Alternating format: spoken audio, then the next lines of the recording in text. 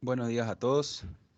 El día de hoy vamos a presentar un paper publicado en la revista Radiographics que se titula Masas pancreáticas en niños y adultos jóvenes, una revisión multimodal con correlación patológica. La afección pancreática en niños, ya sea por tumores primarios, procesos secundarios o por lesiones no tumorales, es poco frecuente, dado que las características clínicas, como también las características de imágenes, se superponen, y sumado que estas lesiones varían en su comportamiento con un amplio espectro, ya sea desde lesiones netamente benignas a procesos más invasivos, es importante conocer este comportamiento para poder llegar a un diagnóstico temprano. Los datos clínicos como la edad, los síntomas, signos y síntomas, los datos del laboratorio y sobre todo el síndrome también de predisposición hereditaria al cáncer ayudan mucho a poder formular una lista de diagnósticos diferenciales. Esta revisión, que se publicó el 1 de octubre de este año, toma como base las consideraciones radiológicas y patológicas que fueron propuestas por Chung y colaboradores en el 2006. Aquí abajo dejo el link de ese paper acerca de la población pediátrica. En cuanto a la epidemiología y clasificación de los tumores, decimos que son realmente poco frecuentes, dado que presentan una mortalidad menor del 0,2% de muertes pediátricas malignas, digamos. Al haber pocos casos, también hay una limitación para el estudio de estos tumores. Chung y los colaboradores en el 2006 clasificaron a los tumores como epiteliales y no epiteliales. En el 2019 la OMS los dividió en 3 categorías, que son tumores epiteliales benignos y precursores malignos, tumores epiteliales malignos y neoplasias neuroendocrinas. El pancreatoblastoma es el tumor primario más común, tumor primario maligno más común en los niños. En este cuadro lo que se muestra es, básicamente el tipo de tumor y el origen que tiene, también con la correlación de si es de su potencial maligno, digamos, de si es benigno, premaligno o maligno. En cuanto al abordaje quirúrgico de las masas pancreáticas, vamos a hacer una breve mención de esto. En realidad suele ser similar el tratamiento a la población adulta y bueno, el tamaño y la localización de los tumores van a determinar la técnica quirúrgica a elegir. Lo ideal, por lo general, es la resección total, tanto para los tumores pancreáticos malignos. Las complicaciones que pueden tener los tumores malignos y los tumores benignos después de la resección son las alteraciones exócrinas o endócrinas que pueden producir. Por eso se opta, por lo general, por algunas otras técnicas como una pancreatectomía central o una enucleación, sobre todo en tumores benignos o de bajo grado, para evitar estas complicaciones hormonales. Respecto al abordaje general de las masas pancreáticas, decimos, bueno, como mencionamos antes, que una sumatoria de lo que son las características de imagen con las características clínicas o los datos clínicos de edad, el sexo, los signos y síntomas, el laboratorio y sobre todo la predisposición familiar hereditaria al cáncer, nos ayudan a guiar el diagnóstico. En este caso, por ejemplo, podemos decir el pancreatoblastoma se presenta por lo general en niños pequeños, rondando los 4 años, y en cuanto al laboratorio, presenta un aumento de la alfa-fetoproteína. Hay que tener en cuenta por ahí que muchas de estas entidades que vamos a ver en esta presentación están relacionadas a algún síndrome. Por ejemplo, el pancreatoblastoma se encuentra asociado al síndrome de Beckwith-Whitman, que en realidad este es un trastorno genético que produce sobrecrecimiento y es uno de los más comunes que se presenta en niños. Presenta macrosomía, visceromegalia e hipoglucemia por hiperinsulinemia. Y es un síndrome justamente que está asociado al síndrome de predisposición familiar hereditaria al cáncer. Bueno, después tenemos los otros ejemplos, por ejemplo, las masas neuroendocrinas o los tumores neuroendocrinos que pueden estar relacionados a múltiples síndromes, como la neoplasia endocrina múltiple tipo 1, el síndrome de von Hippel-Lindau, la neurofibromatosis tipo 1 o también el complejo de esclerosis tuberosa. En cuanto a las imágenes que vamos a utilizar para el diagnóstico y el estudio de las masas pancreáticas en los niños, como siempre la ecografía abdominal es generalmente el primer examen, dado la amplia disponibilidad y el bajo costo, pero bueno, tiene sus limitaciones dado que puede ser difícil evidenciar con claridad algunas estructuras o las estructuras pancreáticas en sí, sobre todo por la presencia de gas interpuesto, ya sea intestinal o gástrico.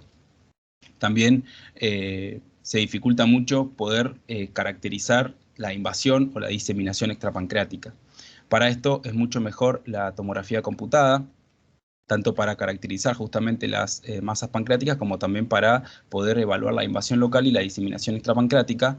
Y las mejores fases que se pueden utilizar son la fase arterial tardía y la fase venosa portal. La fase arterial tardía, también conocida como fase pancreática, se toma 10 segundos luego del pico de realce aórtico y lo que nos ayuda es, dado que se produce un realce del parénquima normal, un realce con avidez, que se contrasta con las lesiones tumorales o pseudotumorales que por lo general se presentan hipodensas. En cuanto a la fase portal, es importante para la caracterización sobre todo de masas pancreáticas, como también para evaluar la invasión o la afectación de arterias mesentéricas, arterias esplénicas y la vena porta, la vena mesentérica, la vena esplénica y la vena porta, y también para evaluar órganos sólidos, como por ejemplo el hígado, en busca de metástasis. En cuanto a la resonancia magnética, bueno, tiene claras ventajas con respecto a la tomografía computada, por ahí la mayor es una mejor resolución de contraste de tejidos blandos, con una mejor diferenciación de los planos de tejidos blandos y caracterización de los conductos pancreatobiliares. La desventaja es la necesidad de sedación o anestesia por artefactos de movimiento y sobre todo esto en los niños por ahí más pequeños. Las mejores secuencias utilizadas en resonancia magnética, bueno, el gradiente de eco con FAT-SAT ponderante 1, el fase spin-eco en T2 en single shot y también el fase spin-eco en T2 en múltiple shot, como también la difusión. En general, estas masas en el páncreas, las masas tumorales, se presentan hipointensas en T1 e hiperintensas en T2.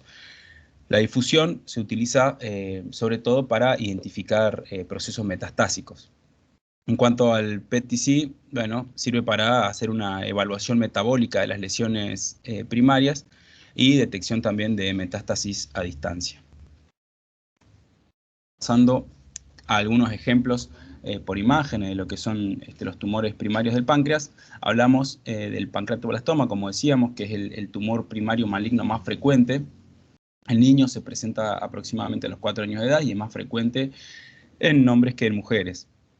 En cuanto a la clínica, se presenta como en muchos de estos otros tumores que vamos a ver, como una masa abdominal palpable con dolor abdominal. En este caso, el pancreatoblastoma presenta un aumento de la alfa-fetoproteína que se correlaciona con el tamaño tumoral. En cuanto a las imágenes que vamos a poder encontrar, son por lo general tumores heterogéneos que presentan áreas sólidas y quísticas o necróticas. Suelen ser multiloculares, presentar tabiques y presentan en general un ávido realce. Pueden presentar calcificaciones ya sea agrupadas, centrales o calcificaciones periféricas. Las metástasis más comúnmente se producen en el hígado, pero también en ganglios regionales y también en pulmón, y generalmente son metástasis tempranas. El tratamiento de elección para estos tumores suele ser la resección quirúrgica, como mencionábamos antes, con quimioterapia. La tasa de supervivencia en general es un 80%. En este caso tenemos un ejemplo de una mujer de 19 años que presentaba una masa abdominal con vómitos y anorexia. En la primera imagen, una tomografía computada con contraste en un plano de adquisición axial muestra una gran masa, ¿sí? Quística y sólida, como se puede ver, señalado por las flechas, que surge del cuerpo del páncreas. También podemos ver cómo se encuentra en presencia de calcificaciones dispersas dentro de esta masa. En la segunda imagen, también es una tomografía computada en un plano de adquisición axial, en este caso un poco más cefálica, muestra múltiples metástasis, ¿sí? Hepáticas que se presentan hipodensas, en este caso. Otro ejemplo de lo que es el pancreatoblastoma, en este caso en una niña de 6 años. En la primera imagen tenemos una imagen de ecografía que muestra una masa heterogénea que surge de la cabeza del páncreas. En la tomografía computada, con contraste en un plano de adquisición axial, se muestra una masa también pancreática multilobulada y levemente heterogénea, señalada en este caso por las flechas, ¿sí? Justo en la cabeza del páncreas. Otro de los tumores primarios del páncreas, la neoplasia pseudopapilar sólida, también es un tumor maligno, en este caso de bajo grado, se presenta por lo general de los 13 a los 15 años de edad y es más frecuente en las mujeres que en los hombres. Suele presentarse con dolor abdominal, masa abdominal palpable, vómitos, pero en realidad frecuentemente son indolentes, es decir, que terminan siendo un hallazgo, como muchos de los tumores que vamos a ver del páncreas en los niños. Pueden llegar a tener un tamaño considerable al momento del diagnóstico, dado justamente que pueden llegar a ser asintomáticos. En las imágenes se ven masas tumorales bien circunscriptas con leve heterogeneidad. Cuando hay áreas sólidas, digamos, nos hace pensar que hay una alta celularidad, y cuando hay áreas quísticas, nos hace pensar en la hemorragia o la necrosis. Y también pueden existir algunas calcificaciones, como mencionábamos también en el tumor anterior, en el pancreatoblastoma. Mientras más componente sólido haya y mayor tamaño tenga la lesión, nos vamos a pensar en que tiene un alto índice de malignidad.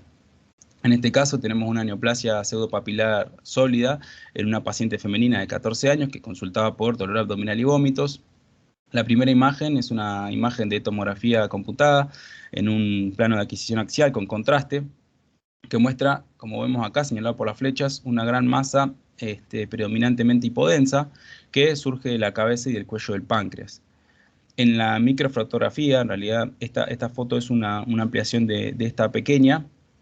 Podemos ver cómo hay áreas de hemorragia, de microhemorragias, y cómo las células se van adhiriendo circunferencialmente a los núcleos vasculares, digamos. Esto hace que, bueno, en realidad nos muestra cómo es tan frecuente el hecho de que hayan hemorragias, y también pueden haber presencia de necrosis dentro de estos tumores.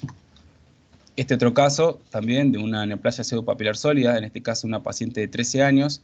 La primera imagen nos muestra una tomografía computada, también en un plano de adquisición axial, sin contraste, en donde podemos ver una gran masa homogénea, señalada por las flechas, que surge del cuerpo del páncreas, con un efecto de masa sobre el estómago. En la siguiente imagen, la imagen B, vemos que es una imagen de PET-TC con fluorodesoxiglucosa, que muestra que la periferia, ¿sí?, marcada por las flechas, realza, es mucho más hipermetabólica, mientras que el centro no tiene captación, y esto sugiere un cambio quístico o necrótico central, típico también de la neoplasia pseudopapilar sólida. Otro de los tumores que decíamos se presenta muy frecuentemente es el tumor neuroendocrino. Los tumores neuroendocrinos, como decíamos antes, pueden estar asociados a múltiples síndromes hereditarios, como la neoplasia endocrina múltiple, el síndrome de von Hippel-Lindau, como también la neurofibromatosis y el complejo de esclerosis tuberosa. Estos tumores pueden ser funcionales o no funcionales, dependiendo de si secretan o no secretan alguna hormona. Por lo general se produce en pacientes adolescentes, y la incidencia suele ser igual tanto en hombres como en mujeres. Los no funcionales por lo general suelen ser asintomáticos y son hallazgos incidentales. Pueden llegar a tener un gran tamaño y se pueden presentar como clínica inespecífica dolor de espalda, dolor abdominal por efecto de masa. En cuanto a los funcionales, los más comunes o los más frecuentes son el insulinoma, que se suele presentar con una clínica de hipoglucemia, y el gastrinoma, que suele presentarse como una úlcera péptica o un síndrome de Zollinger-Ellison. Estos son los más frecuentes. Como decíamos, asociados a múltiples síndromes hereditarios. En cuanto a las imágenes o a los hallazgos por imágenes, dentro de la tomografía computada vamos a poder ver una masa bien definida que se realza con el contraste en fase arterial. Los tumores chicos suelen tener un realce homogéneo, y los tumores grandes suelen tener un realce heterogéneo.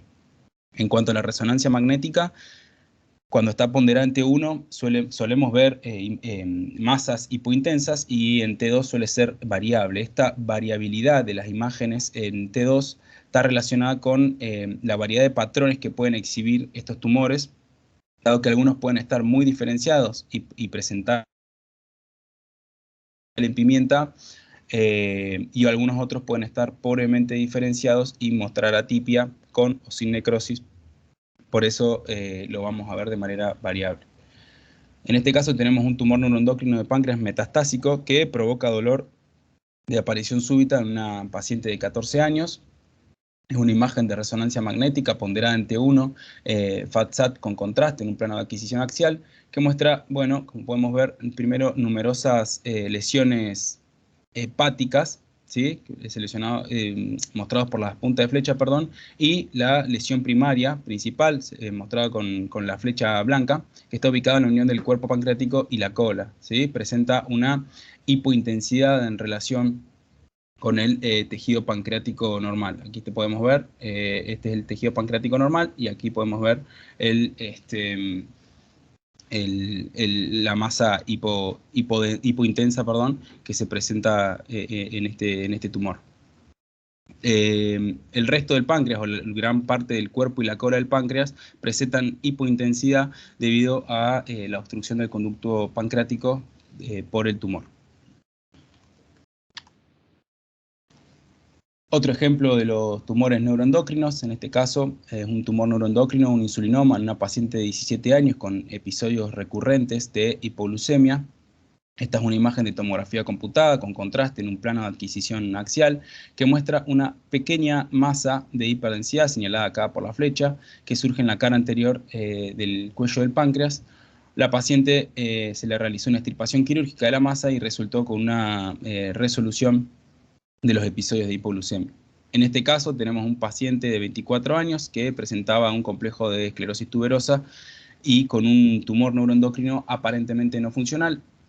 Se le realizó una resonancia magnética ponderada en T2, FAT-SAT, en un plano de adquisición axial, que muestra, como podemos ver señalado por la flecha, una masa heterogénea en la cabeza pancreática. Finalmente el diagnóstico, como decíamos, fue el tumor neuroendocrino no funcional. Dentro del espectro de los tumores que podemos encontrar en el páncreas tenemos las neoplasias quísticas. En este caso, la neoplasia mucinosa papilar intraductal, la neoplasia quística mucinosa y el cistoadenoma seroso. Estas tres entidades son muy poco frecuentes, suelen ser hallazgos incidentales y están formadas por lo general por células columnares que producen mucina y presentan cierto grado de atipia. Generalmente las tres tienen ciertas diferencias que las hacen, digamos, que puedan diferenciarse con la tomografía computada y también con la resonancia magnética. Por ejemplo, la neoplasia mucinosa papilar intraductal suele manifestarse como una dilatación del conducto pancreático principal o de sus ramas laterales. La neoplasia quística mucinosa suele ser una lesión quística que se presenta sobre el cuerpo o la cola del páncreas y no suele presentar tabiques. Y el cistoadenoma seroso por lo general es multiquístico, tiene contornos lobulados, presenta numerosos tabiques y en general suele presentar calcificación central. En este ejemplo tenemos una neoplasia quística mucinosa de bajo grado de páncreas en una paciente de 17 años con dolor abdominal. La primera imagen de resonancia magnética ponderada en T2 en un plano de adquisición axial nos muestra una masa circular bien circunscripta, predominantemente hiperintensa en la cola del páncreas, y nos podemos ver que hay un nivel líquido-líquido, digamos, como que presenta una señal intermedia, como que existiese depósito de algún material. En la resonancia magnética ponderada en T1, también en un plano de adquisición axial con contraste, se muestra solo un pequeño realce periférico, pero vemos que no tiene nodularidad, y bueno, el material dependiente de la lesión alrededor no realza, el que está, digamos, lo que está dentro de la lesión no presenta realce, y el resto del páncreas es normal, compatible entonces, como decíamos, con una neoplasia quística mucinosa que se suele presentar con estas características. Ya pasando a lo que es, bueno, el adenocarcinoma ductal, es tumor más frecuente en los adultos en el páncreas, pero en los niños es un tumor raro. Generalmente se presenta en los últimos años de la adolescencia y más frecuente en hombres que en mujeres. En cuanto a la clínica, bueno, dolor abdominal, ictericia obstructiva son los síntomas que más frecuentemente se observan. En la histología podemos ver abundante estroma fibroso y las metástasis a distancia son precoces, tienen invasión en general linfovascular, y perineural. En este ejemplo de aquí abajo podemos ver un adenocarcinoma ductal pancreático diagnosticado en un adolescente de 13 años que presentó dolor abdominal crónico recurrente y vómitos. En la primera imagen, una resonancia magnética ponderada en T2 nos muestra una gran imagen hiperintensa, señalada por las flechas, en la cabeza del páncreas, que se extiende a través de la raíz del mesenterio, que rodea también a la arteria y la ocluye a la arteria mesentérica superior, señalada por la punta de flecha. ¿Sí? Podemos ver toda la imagen rodeando la arteria mesentérica superior. En esta imagen, una imagen coronal de una colangiopancreatografía por resonancia magnética, una proyección de máxima intensidad, podemos ver cómo se produce una dilatación del conducto biliar común, de los conductos biliares intrahepáticos y del conducto pancreático principal, con un corte abrupto en la cabeza pancreática debido a la presencia de una masa. Otro de los tumores, el carcinoma de células acinares, un tumor epitelial maligno, suele ser exócrino, presenta hallazgos inespecíficos tanto en la clínica como en el laboratorio.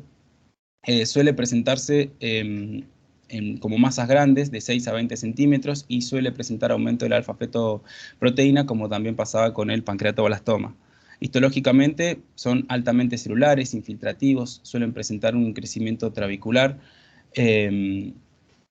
En las imágenes de resonancia magnética y de tomografía computada, estos carcinomas de células acinares, como decíamos, suelen presentarse con masas heterogéneas grandes, con componentes sólidos y quísticos y presentan un realce heterogéneo.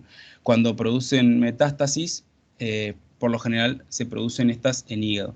En este caso tenemos un adenocarcinoma de células acinares metastásico del páncreas en una niña de 12 años con una masa abdominal palpable que presentaba también dolor abdominal.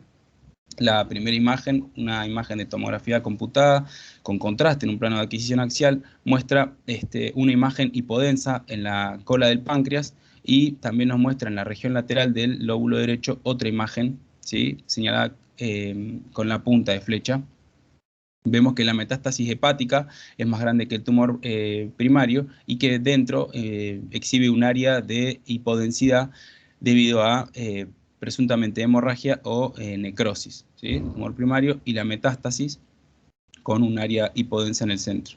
En cuanto a la imagen por resonancia magnética, en este caso es una imagen en T2, en un plano de adquisición axial, podemos ver las dos masas, la masa pancreática en la cola del páncreas, señalada por la flecha, y la hepática con las puntas de flechas, y bueno, podemos ver cómo en su mayoría son masas sólidas con una heterogeneidad leve. Dentro de todos estos tumores primarios que hablábamos, existen algunos que son los menos frecuentes, como son el tumor miofibroblástico inflamatorio, el sarcoma de Ewing y el hemangioendotelioma caposiforme. Vamos a hacer una mención breve acerca de estos. El tumor miofibroblástico inflamatorio es un tumor benigno que frecuentemente afecta al pulmón, puede presentarse en general desde los 6 meses de vida hasta los 15 años y la clínica es igual a la mayoría de los tumores pancreáticos. En la tomografía computada se suele ver hipodenso con necrosis y también puede presentar calcificación. En la resonancia magnética suelen ser hiperintensos en las secuencias ponderadas en T2 y suelen presentar un realce en T1 cuando se administra contraste, cuando se realiza la secuencia con contraste. El sarcoma de Ewing es un tumor maligno que afecta frecuentemente a los huesos. Es también mencionado o nombrado como tumor neuroectodérmico primitivo. Por lo general se presenta en menos de 25 años. En la tomografía computada, los sarcomas de Ewing que afectan al páncreas se suelen ver hipo a isodensos y en la resonancia magnética de iso a hiperintensos en T2, como la mayoría de estos tumores. El hemangioendotelioma caposiforme es un tumor vascular, es agresivo, que afecta más frecuentemente a la piel y en pacientes se suele presentar menores de 3 años, asociado en general al fenómeno de Kassalbach-Merritt, que es una trombocitopenia asociada a una anemia hemolítica y coagulopatía. Bueno, en cuanto a la tomografía y resonancia, suele ser una lesión de tejidos blandos que infiltra y tiene límites en general mal definidos.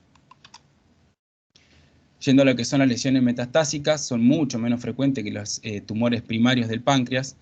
Se suele decir que cuando se encuentra una metástasis pancreáticas hay que pensar en que existen metástasis en otras regiones más típicas como hígado o pulmón.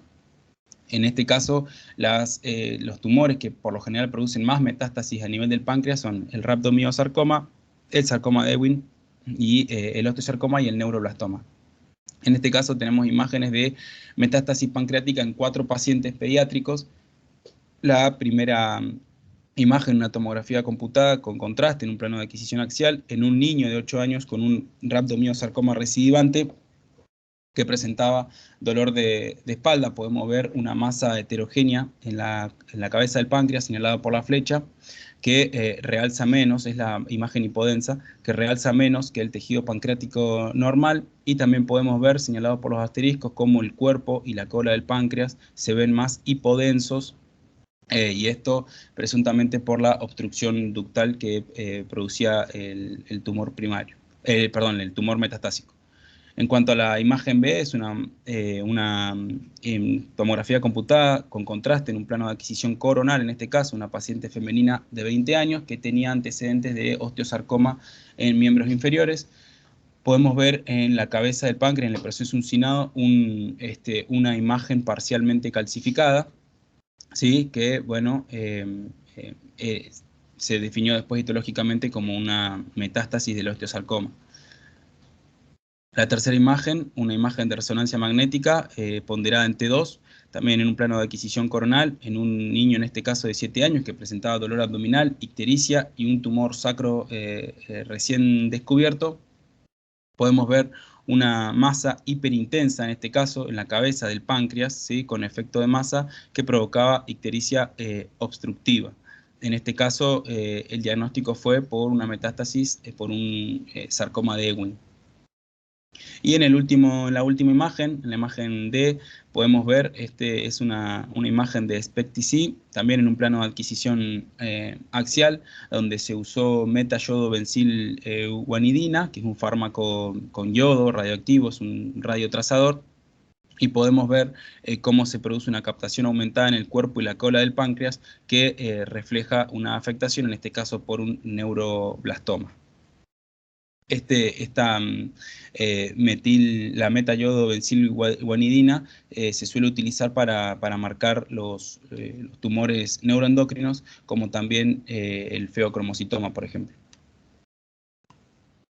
En cuanto a las lesiones vasculares que pueden presentar similares a tumores, existen algunas malformaciones tanto linfáticas y venosas. Estas son generalmente congénitas, son benignas y presentan síntomas inespecíficos y hallazgos generalmente incidentales. Las malformaciones venosas suelen presentarse como estructuras quísticas o tubulares que se ven hiperintensas en las imágenes de resonancia magnética ponderada en T2 y que presentan un realce en las resonancias magnéticas ponderadas en T1 después del contraste. Hay un síndrome que se llama el síndrome de Bean que presenta múltiples malformaciones venosas, tanto cutáneas como también viscerales. En este caso tenemos un ejemplo del síndrome de Bean en una paciente femenina de 9 años. Podemos ver la primera imagen, es una resonancia magnética ponderada en T2 en un plano de adquisición coronal que nos muestra una pequeña área hiperintensa, ¿sí? Señalada por la flecha, y una lesión, ¿sí? Señalada ya por la punta de flecha en forma de una masa hiperintensa heterogénea, medial al cuello femoral derecho. Estas lesiones son compatibles con malformaciones vasculares en el síndrome de Bean. En la imagen B, la siguiente imagen, es una resonancia magnética también, pero en este caso ponderada en T1 con contraste en un plano de adquisición axial, que nos muestra malformaciones que se pueden ver pequeñas, ¿sí? Malformaciones venosas pancreáticas llenas de material de contraste, y también nos muestra una lesión realzada dentro de la pared abdominal anterior derecha, también compatible con el síndrome de Bean. En cuanto a las malformaciones linfáticas, Bueno, estas en ecografías pueden verse como quistes de tamaño variable, en resonancia magnética suelen verse como infiltraciones hiperintensas en T2 y lesiones quísticas que no presentan realce en T1 postcontraste, lo que ayuda a diferenciar de las malformaciones venosas. En este caso tenemos un ejemplo de una malformación linfática que afecta al retroperitoneo y al páncreas, que se descubrió de manera incidental en una paciente de 15 años y que presentaba antecedentes de anemia falciforme. La primera imagen, una resonancia magnética ponderante 2 en un plano de adquisición axial, nos muestra una anomalía de alta intensidad, una masa de alta intensidad en el cuerpo del páncreas y en tejidos adyacentes. También podemos ver cómo la cola del páncreas se observa isointensa, o en realidad hipointensa en relación con el parénquima renal y esplénico. En la siguiente imagen, una imagen también de resonancia magnética, en este caso ponderante 1 con contraste en un plano de adquisición axial, confirma que la lesión es linfática, ¿sí? Dado que no presenta realce y que presenta áreas quísticas. Las áreas de realce dentro de la lesión representan parénquima pancreático infiltrado. Otras lesiones masivas que pueden presentarse, en este caso lesiones quísticas, el síndrome de von Hippel-Lindau es un trastorno autosómico dominante, afecta a varios órganos, como puede ser la retina, el sistema nervioso central, los riñones y las glándulas suprarrenales. Las lesiones pancreáticas asociadas son más frecuentes verlas en adultos. Esta entidad se presenta en general como múltiples quistes que pueden variar en número, en tamaño y en complejidad. En este caso podemos ver un ejemplo en una paciente de 17 años que tenía un antecedente del síndrome de von Hippel-Lindau. Esta es una imagen de resonancia magnética ponderante 2 en un plano de adquisición axial que nos muestra los múltiples quistes hiperintensos señalados por la flecha, en este caso en el cuerpo y la cola del páncreas. Otra de las lesiones quísticas que podemos ver son, por ejemplo, lesiones por fibrosis quística, también trastorno autosómico, en este caso recesivo.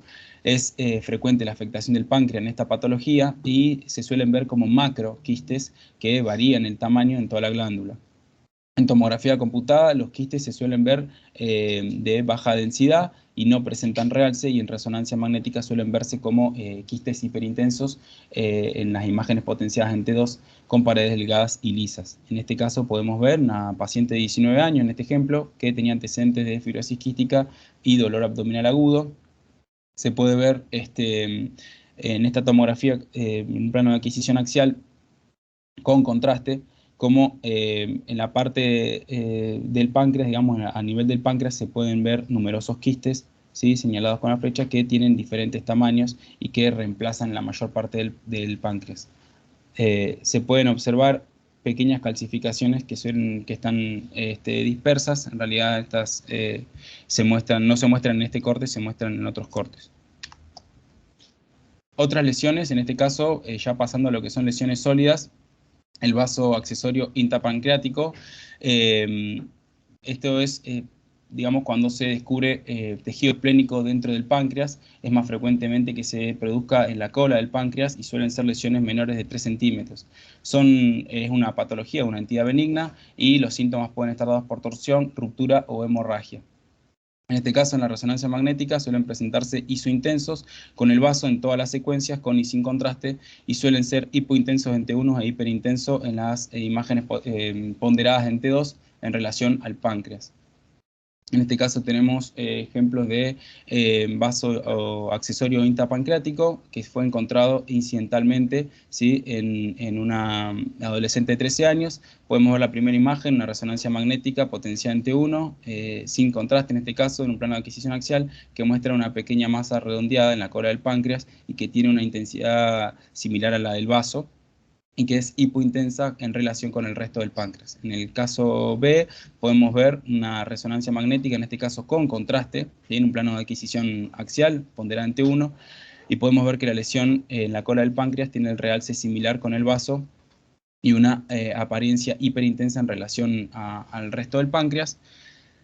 Y la última imagen es una imagen de tomografía computada, en la que podemos ver que la lesión tiene un realce similar al del vaso y tiene una apariencia, es más difícil de ver en realidad, dado que, como decíamos, la tomografía computada no suele ser muy buena para ver digamos, los contrastes de tejidos blandos, como sí lo tiene la resonancia magnética. Ya para finalizar, la pancreatitis autoinmune es una forma de pancreatitis recurrente. En general, los pacientes tienen otras enfermedades autoinmunes, como la enfermedad de Crohn, colitis ulcerosa, colangitis esclerosante primaria, etc. En la ecografía suele verse como lesiones hipoecoicas similares a una masa. En resonancia magnética se suelen ver en T2 un agrandamiento pancreático con hiperintensidad, ya sea focal o global. Y en la colangiopancreatografía por resonancia magnética se puede ver el conducto principal con áreas de estrechamiento, dilatación e irregularidad. En este caso podemos ver un ejemplo en un masculino de 16 años con sospecha de pancreatitis que presentaba epigastralgia y aumento de lipasa en los exámenes laboratorios. La primera imagen, una imagen de ecografía, muestra el agrandamiento hipoecoico similar a una masa en la cabeza del páncreas y una vesícula biliar distendida. En la siguiente imagen, una resonancia magnética ponderada en T2, que nos muestra el agrandamiento difuso de la cabeza y el cuello del páncreas con algunas hiperintensidades asociadas. El cuerpo pancreático en sí es normal. Bueno, y en este caso no se muestra la cola del páncreas, pero presentaba una lesión similar.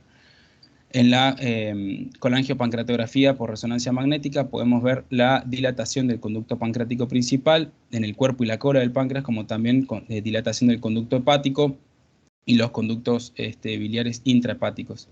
El conducto pancreático principal y el conducto biliar común están obstruidos a nivel de la cabeza del páncreas, que es lo que que se ve señalado con la flecha.